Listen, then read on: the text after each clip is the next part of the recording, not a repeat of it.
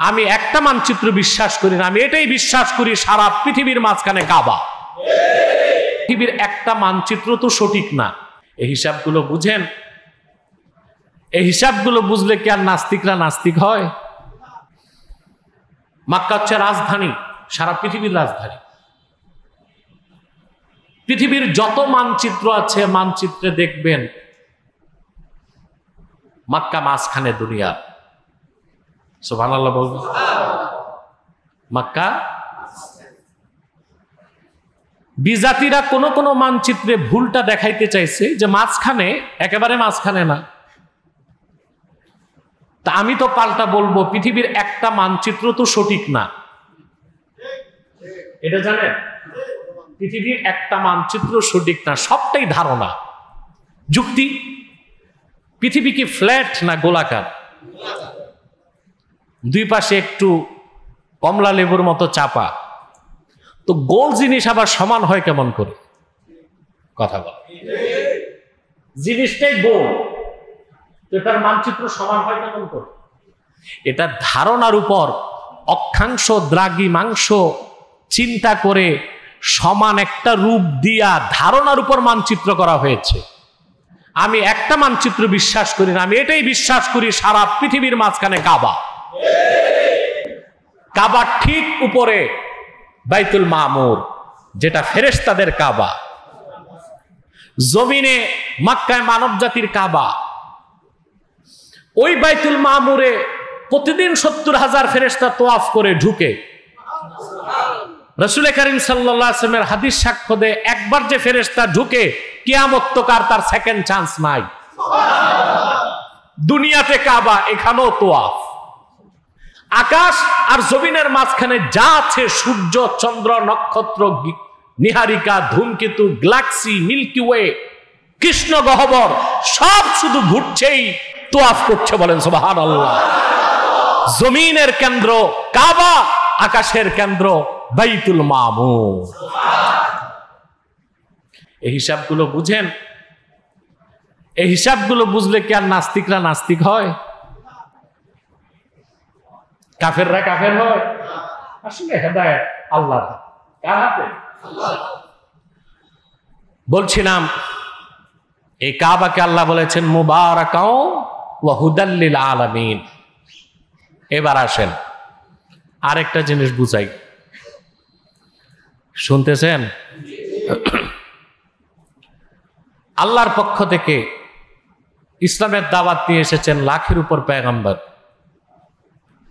দিনের দাওয়াত শুরু করলেন পয়গম্বর আদম।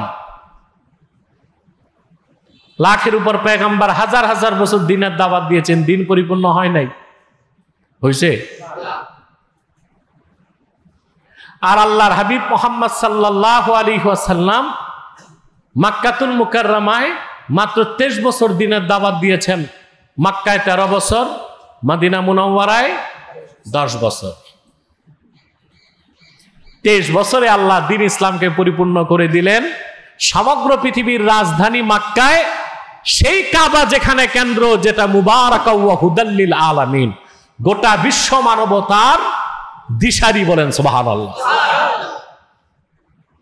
আল্লাহ কাবাকে হেদায়েতের প্রতীক বানাই দিয়েছেন, হেদায়েতের প্রতীক বানাই দিয়েছে। কথা খেয়াল করতেছেন? লাখের উপর পয়গম্বর হাজার হাজার বছর দিনের দাওয়াত দিচ্ছেন না? দিন পরিপূর্ণ হয়েছে? আল্লাহর হাবিব মুহাম্মদ সাল্লাল্লাহু আলাইহি ওয়াসাল্লাম 1500 বছর আগে মাত্র 23 বছর দিনের দাওয়াত দিয়েছেন। মক্কাতুল মুকাররমায় 13 বছর, মদিনাতুল মুনাওয়ারায় 10 বছর। দিন পরিপূর্ণ হয়ে গেছে। সেই দিনের পেগাম, সেই দিনের নূর, সেই দিন ইসলামকে পরিপূর্ণ করতে আল্লাহর হাবিবের খেদমতে জিবরিল এসেছেন 24,000 বার। কতবার? তো ভালো করে খেয়াল করেন, মক্কা হচ্ছে সারা পৃথিবীর রাজধানী। আল্লাহ বলেছেন উম্মুল কোরা, উম্মুল কোরা, সকল জনপদের মূল। সুবহানাল্লাহ। শহরটার গোড়াপত্তন মক্কার আল্লাহ করেছেন ইব্রাহিম খলিলুল্লাহকে দিয়ে, যিনি ছিলেন মানব জাতির নেতা। সুবহানাল্লাহ। কাবাগর নির্মাণের 40 বছর পর হযরত ইব্রাহিম ওনার ছেলে ইসহাক বাইতুল মুকাদ্দাস তৈরি করছেন। কত বছর পর? সহিহ হাদিস আছে, আবু যর গিফারি রাদিয়াল্লাহু তাআলা আনহু বলেন, সাআলতু রাসূলুল্লাহ সাল্লাল্লাহু আলাইহি ওয়াসাল্লাম আন আউয়ালি মাসজিদিন উদিয়া ফিল আরদ।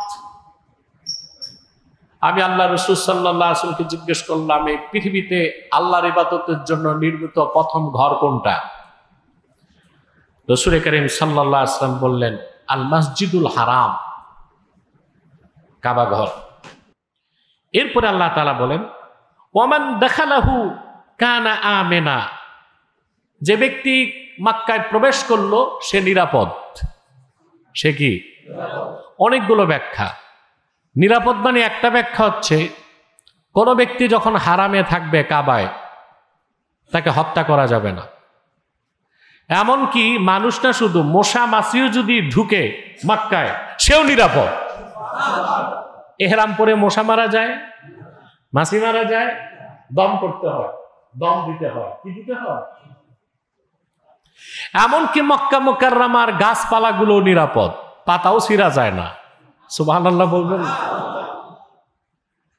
দ্বিতীয় ব্যাখ্যা হচ্ছে, যে ব্যক্তি মক্কাতুল মুকাররমায় ঈমানের সাথে প্রবেশ করলো, কানা আমিনা, তার মানে সে ব্যক্তি জাহান্নাম থেকে নিরাপদ হয়ে গেল।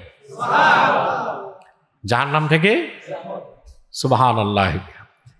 যে হজ করে, হজ যদি কবুল হয়, হজ্জে মাবরুর হয়, সে সদ্য প্রসূত শিশু বাচ্চার মতো নিষ্পাপ হয়ে যায়। হজটা হজ্জে মাবরুর হতে হবে। কথা বুঝতেছেন? এরপরে আল্লাহ তাআলা বলেন, ওয়ালিল্লাহি আলান নাসি হিজ্জুল বাইতি মান ইসতাতাআ ইলাইহি সাবিলা। আল্লাহর জন্য মানব জাতির উপর আবশ্যক হচ্ছে কাবা ঘরের হজ। যারা কাবা পর্যন্ত পৌঁছার সক্ষমতা রাখে, মুমিনের উপর হজ ফরজ হতে, ফরজ সাবাব হচ্ছে ইস্তিতাআত, কাবা ঘর পর্যন্ত পৌঁছার সক্ষমতা। অর্থাৎ যেভাবেই সে কাবা ঘরে পৌঁছুক, আশুরুল হজ্জে, হজের সময় যদি পৌঁছার সক্ষমতা তার থাকে, তাহলে তার উপর হজ ফরজ হয়ে যাবে। কি হবে? ওমান কাফারা ফাইন্নাল্লাহা গানিয়্যুন আনিল আলামিন। আর যে ব্যক্তি অস্বীকার করে, কুফর করে, হজকে গুরুত্ব দেয় না, আল্লাহ তাআলা তার থেকে এবং গোটা সৃষ্টি জগৎ থেকে অমুখাপেক্ষী। পৃথিবীর সব মানুষ যদি কাফের হয়ে যায়, আল্লাহর রাজত্ব কমবে? আর সব মানুষ যদি ইমানদার সুফিয়াত দরবেশ হয়, আল্লাহর রাজত্ব বাড়বে?